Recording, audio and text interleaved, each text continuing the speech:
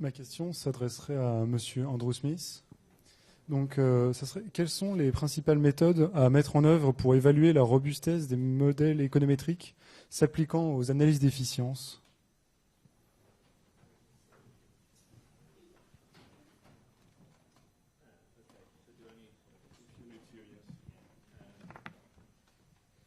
Okay, so the best methods to address robustness, I think it's one of the parts of the presentation that I didn't actually end up having to touch on very, very much. But I think the first point is the point I made at the beginning, is that if you can produce a cost function that looks sensible from an engineering point of view, that's got that's based on comparable data and has a reasonable number of variables capturing outputs, different characteristics, and ideally quality, and the parameter estimates, the shape of the cost function looks sensible to engineers, then I think as a starting point, that will be deemed to be a fairly robust model.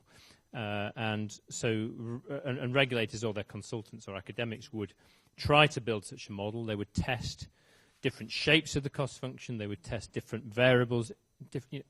Is it train kilometres or is it ton kilometres? They would look at those kind of issues. And in the end, they would try to select what they considered was the best model from a theoretical engineering point of view, if you like, and a statistical point of view. And sometimes the reality is they would end up with a suite of models, maybe 3 or 4 or more different models that they regard as good. And maybe we would use the term triangulation. They would base the final outcome on some average, perhaps, of these different models. And I think that's one area that would be useful to explore further is, what exactly is going on when you start averaging across models? Or should you just choose the one you believe is best? Or can you do this kind of averaging approach?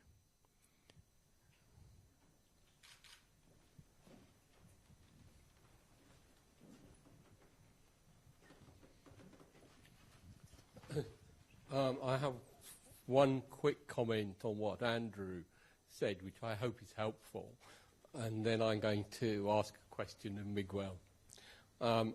The comment I wanted to make, following what Andrew said, is that in 2013, ORR wanted to look at robustness, and they used what are known as Monte Carlo methods, which are extremely wonkish. But this was apparently one of the first time, and it's a way of testing differences. And ORR described it, and Michael Pollitt, in his peer reviewing of what went on, said that he was very pleased that ORR had done this. But my question for Miguel is the following. Imagine that the new French Prime Minister is concerned with the French railways and their performance and so on, and has appointed me to advise him about the use of these models. Only I can't tell a T statistic from a hole in the ground. And I've listened to your presentation, which brings out all the difficulties and so on. And Andrew's presentation, which emphasises all the kind of things that it can do. And I'm now going off to a meeting next week in Brussels, and I want some briefing from you about these various things as a completely non-technical person, and how we can use them for developing the French railway industry. How would you reply to me? Do you have a joker? Non, mon propos était vraiment de souligner beaucoup plus la prudence dont il faut faire état lorsqu'on utilise ce genre d'outils. Après, moi, je suis à peu près convaincu qu'ils ont que leur mode de fonctionnement, leur rationalité et même leurs résultats peuvent être présentés de façon relativement simple et pédagogique. Mais pour autant, je trouve qu'il est vraiment, c'est vraiment un écueil de vouloir méconnaître le fait que ça repose sur un tas de problèmes un petit peu complexes et qui font que le relâchement de telle ou telle hypothèse finalement n'est pas sans conséquence sur le résultat d'une étude de benchmarking. Donc c'était vraiment ça que je voulais mettre en avant dans cette présentation. Mais j'ignore pas que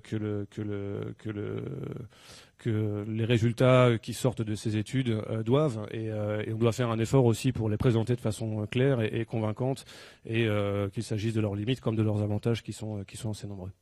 Voilà. That sounds to me like a very, very sensible approach.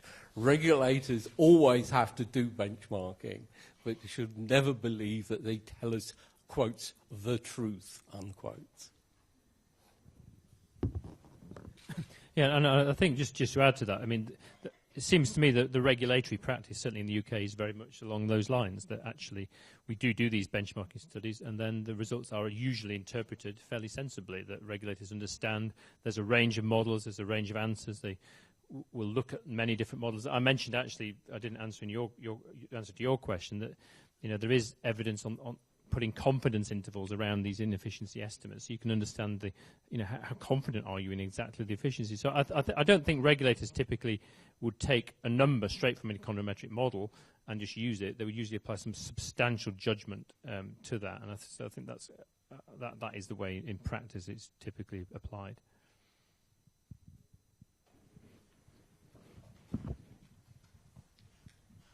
Merci.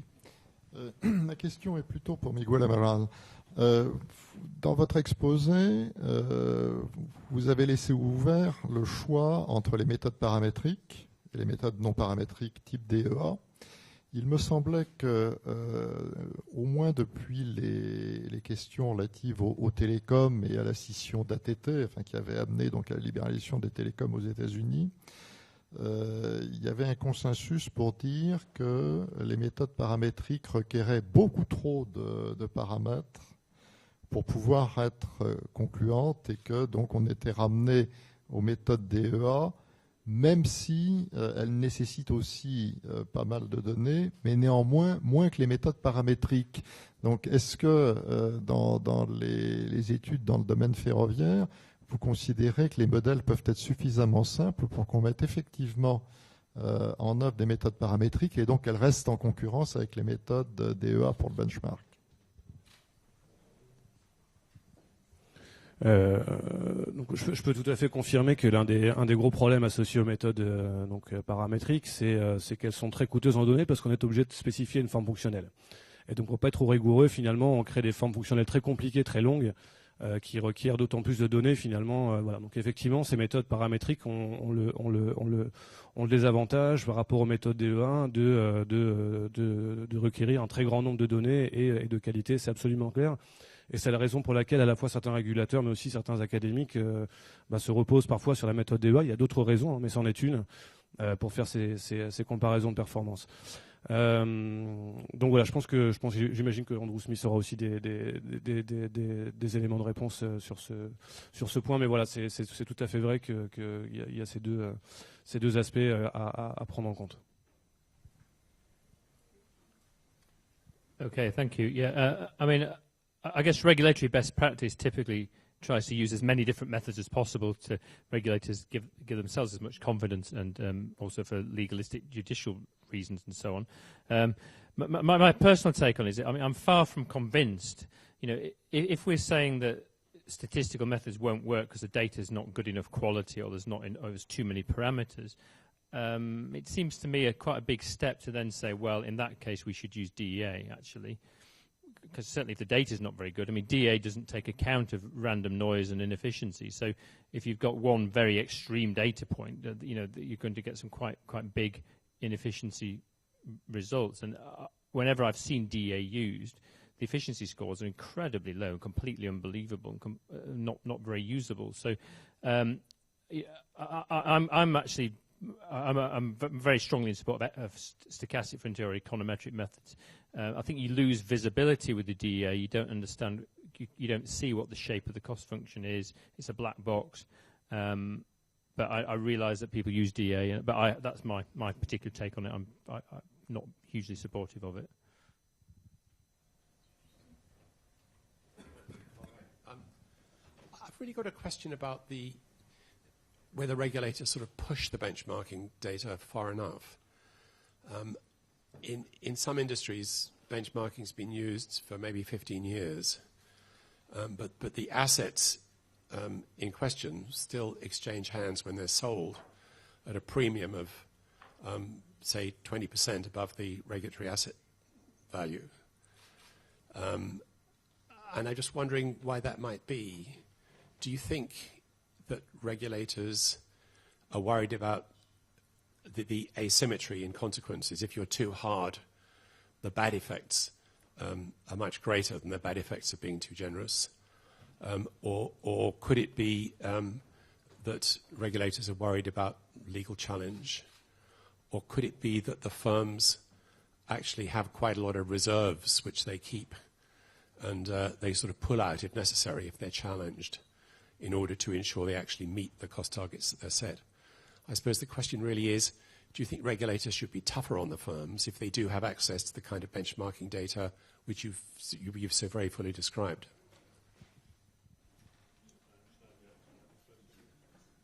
I think that's a very good question. I could give a very long answer, but it seems to me that regulators, although you're saying they've got a lot of good benchmarking information, they still recognise the limitations of the models, and I think for that reason, they have to they have to reach some kind of equilibrium in what they set as a target. That doesn't push the boundaries too far, because, as you say, companies could complain and there could be a review, a referral to competition authorities and so on, which nobody really wants. So what I would say is, in terms of pushing benchmarking further, I think what regulators need to be doing is improving the quality of the data and improving the range of variables that can be included so that they can increase their confidence in the outputs and therefore be tougher because they can increase their confidence. Rather than just being tougher with what they've got, because I think probably with what they've got, they're probably being quite sensible, given the limitations. And I mean, in some industries, sometimes the quality of the data seems to go backwards.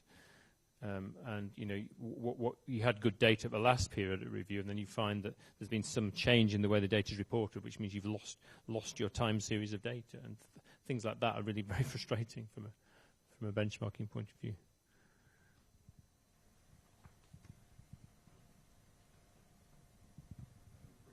From ORR. Thanks for two really very good presentations. Just a quick commentary.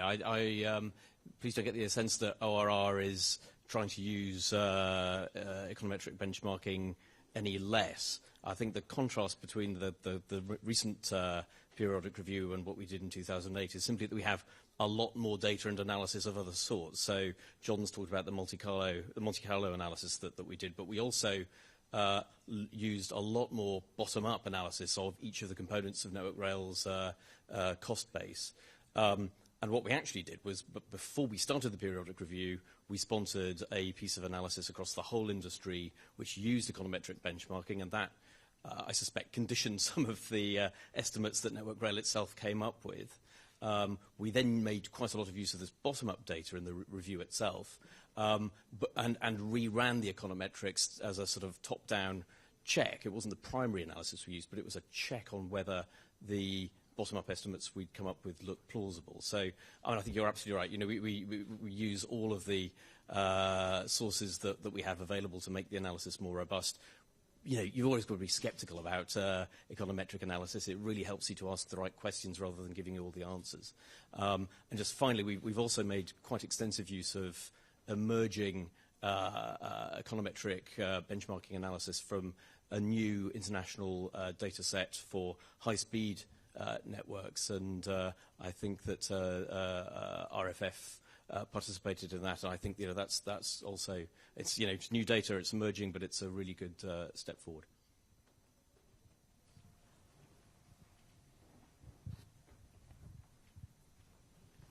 Une dernière question peut-être. I have a question for Mr. Smith. If I may comment the graphic where you show the evolution of efficiency And if we focus on the period before Hatfield accident, we see that the efficiency goes up, and then there's the accident. So there's a little paradox there. How do you explain it? One question is it an example where, for example, the quality isn't incorporated in the efficiency measure? Thank you. Okay, yeah, thank you. That's a very good question. So there seems to be an improvement in efficiency there under those first few years. That's the rail track era. In fact, if we, but as I mentioned, we did this kind of steady state adjustment where we said, well, actually, the steady state renewal volume is something like 2.5%. And we also applied that to the rail track era, which actually means that we increased the costs in the early years because rail track was actually renewing quite a lot below 2.5%. So we'd already tried to take account of that issue that, as you say, that quality or certainly the volume of maintenance and renewal activity that was perhaps needed wasn't properly reflected in the model. But even after that, it does appear there's an efficiency improvement. And one might question whether that was genuinely an efficiency improvement or whether it was something omitted from the model. But overall, in the grand scheme of things, given all the other evidence, it was which included quite a lot of bottom-up evidence that ORR did, site visits to other countries and examples to explain this gap. I mean, there was quite a lot of confidence in the industry about the size of this 40% gap, and Network Rail have never really, sticking to this target. But so overall, it was deemed the model was performing well. But my point remains that I think we need to try to get quality measures better incorporated into these models.